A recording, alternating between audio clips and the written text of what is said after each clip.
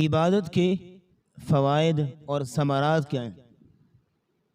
جو انسان اپنی تمام تر زندگی عبادت کے ساتھ گزارتا ہے تو اس کو اس کی زندگی میں کیا کیا فوائد ملتے ہیں؟ 6 فوائد میں آپ کے سامنے رکھوں گا کہ کوئی بھی انسان اگر خلوص نیت سے اور نبی علیہ السلام کی سنت کے مطابق یہ بات کرتا رہے 6 فوائد اس کو لازمی ملتے ہیں انشاءاللہ۔ پہلا فائدہ کہ اس انسان پر شیطان کا غلبہ ختم ہو جاتا ہے۔ جتنا اس کا تعلق اللہ کے ساتھ مضبوط رہے گا اتنا شیطان اس کو گمراہ کرنے میں ناکام رہے گا، اور جیسے جیسے اس کا اللہ سے تعلق ویک ہوگا تو شیطان بھی اس پہ حاوی ہونا شروع ہو جائے گا۔ آپ جانتے ہیں قصہ آدم و ابلیس جو قرآن میں اللہ رب العزت نے بارہا ذکر کیا۔ جب ابلیس نے سجدہ نہ کیا اللہ کے حکم پر تو اللہ تعالیٰ نے اس کو ملعون قرار دیا اور اپنے دربار سے دھتکار دیا۔ تو ابلیس کہنے لگا قال فبعزتک لأزینن لهم فی الارض ولأغوینہم اجمعین، اے اللہ تیری عزت کی قسم میں ساری زمین کو ان کے لیے مزین کروں گا، مطلب گناہوں میں ان کو آلودہ کر دوں گا، وَلَأُغْوِيَنَّهُمْ أَجْمَعِينَ اور سارے کے سارے بندوں کو گمراہ کر دوں گا، إِلَّا عِبَادَكَ مِنْهُمُ الْمُخْلَصِينَ، ہاں مگر جو تیرے خالص بندے ہیں وہ بچ جائیں گے، باقی سب کو گمراہ کروں گا۔ تو اللہ رب العزت نے جواب دیا إِنَّ عِبَادِي لَيْسَ لَكَ عَلَيْهِمْ سُلْطَان، جو میرے بندے ہیں ان پر تیرا کوئی زور نہیں ہے۔ یہ میرے بندے سے کیا مراد ہے؟ کیا ساری مخلوق سارے انسان اللہ کے بندے نہیں ہیں؟ لیکن یہاں کہا میرے بندے، مطلب جو میری عبادت کے ساتھ زندگی گزاریں ان پر تیرا کوئی غلبہ نہیں۔ تو یہ پہلا فائدہ انسان کو ہوتا ہے عبادت کا کہ شیطان کا غلبہ، شیطان کا زور اس پر ختم ہو جاتا ہے۔ ایسی ایک چھوٹی سی مثال بھی سمجھیے، حضرت یوسف علیہ السلام کو عزیز مصر کی بیوی نے برائی کی طرف بلایا، اور اللہ رب العزت فرماتے ہیں وَلَقَدْ هَمَّتْ بِهِ وَهَمَّ بِهَا لَوْلَا أَن رَأَىٰ بُرْهَانَ رَبِّهِ، اس عورت نے برائی کے ارادے سے حضرت یوسف علیہ السلام کی طرف مائل ہوئی اور ان کو اپنی طرف مائل کرنا چاہا۔ وَهَمَّ بِهَا لَوْلَا أَن رَأَىٰ بُرْهَانَ رَبِّهِ، تو حضرت یوسف بھی اس کی طرف مائل ہو جاتے اگر وہ اپنے رب کی دلیل، اپنے رب کی رحمت نہ دیکھتے۔ آگے اللہ کیا کہتے ہیں كَذَلِكَ لِنَصْرِفَ عَنْهُ السُّوءَ وَالْفَحْشَاءَ، اسی طرح ہم نے اس کو برائی سے اور بے حیائی سے بچا لیا۔ کیوں؟ إِنَّهُ مِنْ عِبَادِنَا الْمُخْلَصِينَ، وہ میرے خالص بندوں میں سے تھا، خالص بندوں میں سے۔ کیا مطلب ہے؟ کہ جو انسان عبادت کے ساتھ زندگی گزارے، اللہ کے ساتھ اپنے تعلق کو مضبوط رکھے، شیطان کا غلبہ اس پہ نہیں ہو سکتا۔ یہ پہلا فائدہ اس انسان کو ہوتا ہے۔ دوسرا فائدہ کہ اس انسان پر عذاب الہی نہیں آتا۔ قرآن مجید میں بارہا بار اللہ فرماتے ہیں، جس طرح کہ ایک مقام پہ اللہ نے فرمایا وَلَقَدْ ضَلَّ قَبْلَهُمْ أَكْثَرُ الْأَوَّلِينَ وَلَقَدْ أَرْسَلْنَا فِيهِمْ مُنذِرِينَ فَانظُرْ كَيْفَ كَانَ عَاقِبَةُ الْمُنذَرِينَ، پچھلی قوموں کو اللہ تعالیٰ نے عذاب سے ہلاک کیا، قوم لوط، قوم شعیب، قوم نوح، یہ ساری قومیں اللہ نے ان کو عذاب سے ہلاک کیا، سب پر عذاب آیا الا عباد اللہ المخلصین، لیکن جو اللہ کے خالص بندے تھے وہ عذاب الہی سے بچ گئے۔ قوم نوح پہ عذاب آیا لیکن جو خالص بندے تھے عبادت کرنے والے، اللہ نے ان کو کشتی میں بٹھا کے محفوظ کر لیا۔ لوط علیہ السلام پہ عذاب آیا تو اللہ نے لوط علیہ السلام سے کہا کہ ان کو یہاں چھوڑو، اپنے آپ کو اور اپنے بندوں کو اپنے امتیوں کو جو عبادت کرنے والے ان کو لے کے یہاں سے نکلو، ان پر عذاب آنے والا ہے۔ اس طرح اور بھی مثالیں۔ تو اللہ اپنے خالص بندوں کو عذاب سے بچا لیتے۔ یہ دو فائدے۔ تیسرا فائدہ، جو انسان عبادت کے ساتھ زندگی گزارے گا جنت اس کی منتظر ہے۔ ایک صحابی آئے، کہا یا رسول اللہ صلی اللہ علیہ وسلم اخبرنی بعمل یدخلنی الجنہ، مجھے کوئی ایسا عمل بتائیں کہ میں اس عمل کو کرنے پر جنت میں داخل ہو جاؤں، پکا جنتی بن جاؤں۔ آپ نے فرمایا تعبد اللہ، اللہ کی عبادت کرو اور اس کے ساتھ کسی کو شریک نہ ٹھہراؤ، نماز پڑھو، زکوٰۃ دو۔ آپ نے چند ایک اعمال بتائے۔ جب وہ جانے لگا تو کہتا ہے یا رسول اللہ صلی اللہ علیہ وسلم آپ نے جو اعمال بتائے نہ ان میں کمی کروں گا نہ ان پر زیادتی کروں گا، جتنے آپ نے بتائے اتنے ہی کروں گا، اور اٹھ کے چلا گیا۔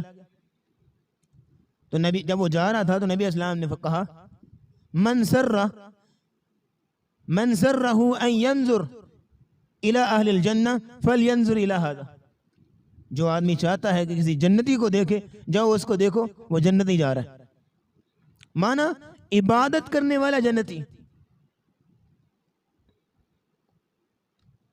بعض لوگ کہتے ہیں کہ عبادت اس نیت سے نہیں کرنی چاہیے کہ ہمیں جنت ملے گی، عبادت اس نیت سے نہیں کرنی چاہیے کہ ہمیں جہنم سے چھٹکارا ملے گا، یہ نیت نہیں ہونی چاہیے۔ اس میں لالچ ہے، خود غرضی ہے۔ اچھا تو پھر کیا نیت ہونی چاہیے؟ وہ کہتے ہیں کہ نیت ہو بس اللہ راضی ہو، بس تیسری دوسری نیت نہیں ہونی چاہیے۔ ہم کہتے ہیں کہ آپ کا یہ نظریہ قرآن و سنت کی نصوص کے خلاف ہے۔ قرآن و سنت کی نصوص کیا ہیں؟ قرآن مجید میں اللہ فرماتے ہیں، دو مقامات پہ کہا وَسَارِعُوا إِلَى مَغْفِرَةٍ مِّن رَبِّكُمْ وَجَنَّةٍ عَرْضُهَا السَّمَاوَاتُ وَالْأَرْضُ، لوگو دوڑو، لپکو، کس کی طرف؟ اللہ کی رحمت کی، اللہ کی بخشش کی طرف، وجنہ، اور اللہ کی جنت کی طرف دوڑو جس کی چوڑائی زمین و آسمان کے برابر۔ یہ فرمان باری تعالی، دوڑو اس جنت کی طرف جس کی چوڑائی زمین و آسمان کے برابر۔ تو اللہ خود کہہ رہے ہیں کہ اس جنت کو حاصل کرنے کے لیے اعمال کرو۔ ایک سنن ابن ماجہ کی حدیث ہے، عمیر بن حمام رضی اللہ تعالیٰ عنہ وہ کہتے ہیں کہ ایک وقت میدان احد میں وہ شریک ہیں، میدان احد میں نبی اسلام کی آواز ہے، آپ نے فرمایا اس جنت کی طرف دوڑو جس کی چوڑائی زمین و آسمان کے برابر، لب کو اس جنت پر۔ تو عمیر بن حمام کہتے ہیں بخین بخین، واہ بے واہ، بڑی عمدہ بات کہ جنت کی چوڑائی زمین و آسمان کے برابر۔ آپ نے فرمایا ہاں۔ کہنے لگے کس کے لیے؟ نبی صلی اللہ علیہ وسلم فَإِنَّ لَكَ، تیرے لیے۔ بڑے خوش ہوئے اور کھجوریں کھا رہے تھے، اور کہنے لگے اگر میں کھجوریں کھاتا رہا تو جنت میں جانے میں دیر ہو جائے گی۔ کھجوریں وہاں پھینکی اور کود پڑے کافروں سے لڑنے کے لیے، لڑتے لڑتے شہید ہو گئے۔ تو ان کو اللہ رب العزت نے وہ جنت دی جس کی چوڑائی زمین و آسمان کے برابر۔ تو عمیر بن حمام لڑے تھے جنت حاصل کرنے کے لیے۔ تو مانا جنت کا حصول یہ نیت رکھنا اخلاص کے منافی نہیں ہے۔ تو یہ تیسرا فائدہ ملتا ہے انسان کو عبادت کا کہ جنت اس کی منتظر۔ چوتھا فائدہ کہ اللہ رب العزت اس کو اپنے عرش عظیم کا سایہ دیں گے۔ قیامت کے دن سورج سوا نیزے کے قریب ہوگا، لوگ بھون رہے ہوں گے، اس میں کوئی سایہ نہیں ہے، صرف ایک سایہ کے، اللہ کے عرش کا سایہ۔ تو اللہ رب العزت اس بندے کو عرش کا سایہ دیں گے۔ کون ہے؟ وَشَابٌ نَشَأَ بِعِبَادَةِ اللَّهِ۔ یہ 7 لوگ ہیں ایسے جن کو اللہ رب العزت عرش کا سایہ دیں گے۔ ان میں سے ایک آدمی وہ جس نے ایسا نوجوان جس نے اپنی جوانی عبادت میں گزاری. اور دوسرا وہ آدمی وَرَجُلٌ قَلْبُهُ مُعَلَّقٌ فِي الْمَسْجِدِ، ایسا شخص جس کا دل مسجد کے ساتھ لگا ہوا. معنی کیا ہے؟ ایک نماز پڑھی، دوسری میں آیا، تیسری میں، بار بار مسجد میں آ رہا ہے، 5 نمازوں میں آ رہا ہے، تہجد کے لیے آ رہا ہے، بار بار مسجد کا دور کر رہا ہے، اس کا دل مسجد کے ساتھ لگ گیا. یہ شخص ہے جس کو قیامت کو عرش عظیم کا سایہ ملے.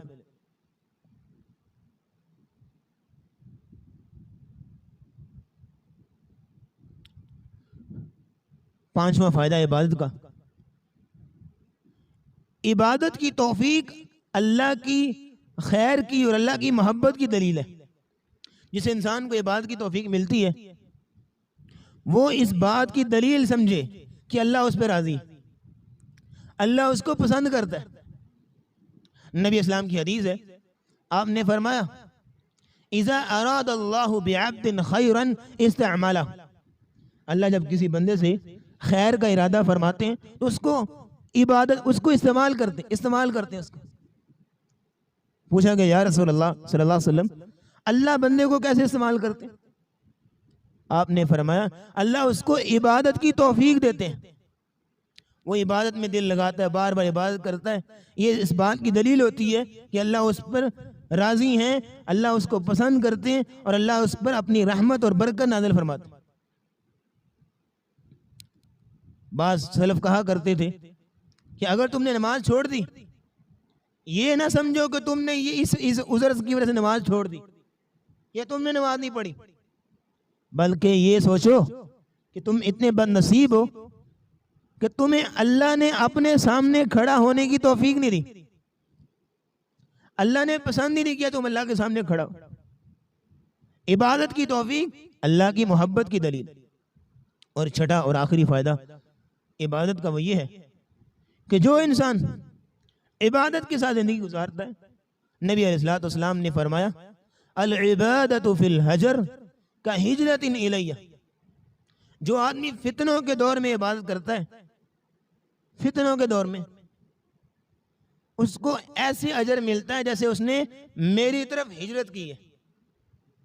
تو عبادت کا ثواب اتنا ہے کہ جتنا کوئی بندہ ہجرت کر کے نبی اسلام کے پاس چلا جائے، اتنا ثواب ہے. یہ 6 فوائد ہیں عبادت کے.